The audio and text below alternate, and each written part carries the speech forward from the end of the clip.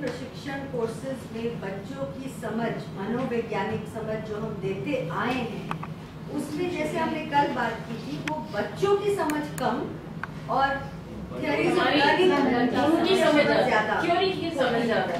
और जो बच्चों की समझ भी हम देते आए हैं वो भी यूनिवर्सलिस्टिक फ्रेम में ही देते आए हैं। वो भी एक एडल्ट समझ है, नहीं एडल्ट समझ है, वो बच्चों की समझ बच्चों के द्वारा समझी गई नहीं है। हाँ, एक तो वो है, और एक है कि बच्चों को केवल एक टेक्स्ट बुक का ही चाइल्ड माना गया है कि वो एक यूनिवर्सलिस्टिक फ्रेम में बच्चा है। हर बच्चा अलग अलग स्टेजेस से गुजरता है और उसकी इस तरह की सोच होती है।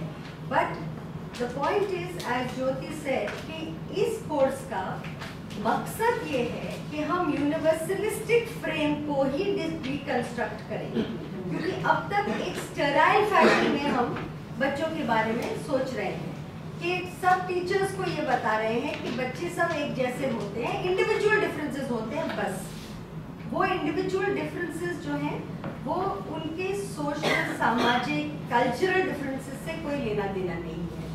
द पॉइंट इज कि इस कोर्स में यूनिट 1 अगर हम देखें तो unit 1 is talking about universalistic concepts, it's talking about introduction to development, concept and introduction to perspective. उसमें अलग अलग डेवलपमेंटल थियोरीज, ह्यूमनिस्टिक थियोरीज, वो क्या कहती है, ये बिल्कुल यूनिवर्सलिस्टिक फ्रेम में है कि बच्चे को हम यूनिवर्सली कैसे देखते हैं, चाहे वो बच्चा किसी हिंदुस्तान के गांव का हो या किसी अमेरिकी शहर का बच्चा हो। उसके बाद enduring themes in the study of development, कि बच्चे किस तरह से डेवलप करते हैं, उसमें multi dimensional plurality, life span की बात है, डेवलपमेंट एक कंटिन्यूस चीज है कि डिस्कंट, ये भी यूनिवर्सलिस्टिक कॉन्सेप्ट्स हैं। ये सारे सिद्धांत हैं, हम चाइल्ड डेवलपमेंट को समझने की ये सिद्धांत है।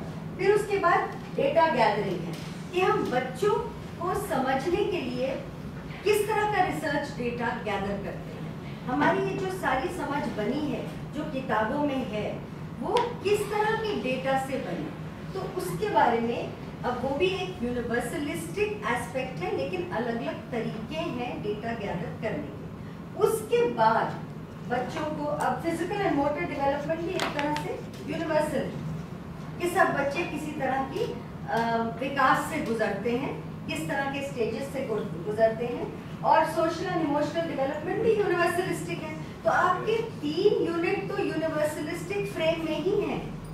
उसके बाद जब हम बचपन की बात करते हैं, उसमें हम सोशल कॉन्टेक्स्ट को लेकर आते हैं, क्योंकि एक्चुअली बच्चे अलग अलग सोशल बैकग्राउंड्स, कल्चरल बैकग्राउंड से आते हैं, लेकिन बचपन को पहले समझना और फिर उन बच्चों को समझना जो अलग अलग बचपन जीते हैं, उसमें सोशल कॉन्टेक्स्ट एकदम एक लिव्ड रियलिटी की तरह सामने आ जाता है।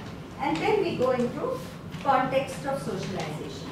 Now you cannot completely dismiss the importance of cognitive development, social development, उसका भी एक अपनी भूमिका है, लेकिन जो दूसरा वाला कोर्स है उसमें कोई डायरेक्शन भी नहीं है, केवल लिस्ट किया हुआ है, physical development, cognitive development, emotional. हम क्या बात कर रहे हैं इमोशनल डेवलपमेंट, वो सब नहीं है। और 3 मुख्य चीजें हैं जो उस कोर्स में मिसिंग है। मेरे हिसाब से जेंडर मिसिंग है, चाइल्डहुड मिसिंग है, और सोशल कॉन्टेक्स्ट, सोशलाइजेशन मिसिंग है। ये 3 मुख्य बातें हैं जो मुझे लगता है उसमें मिसिंग है। बल्कि जो ये कोर्स है वो पूरा यूनिवर्सलिस्टिक ही है, उसमें संदर्भ की बात ही नहीं है।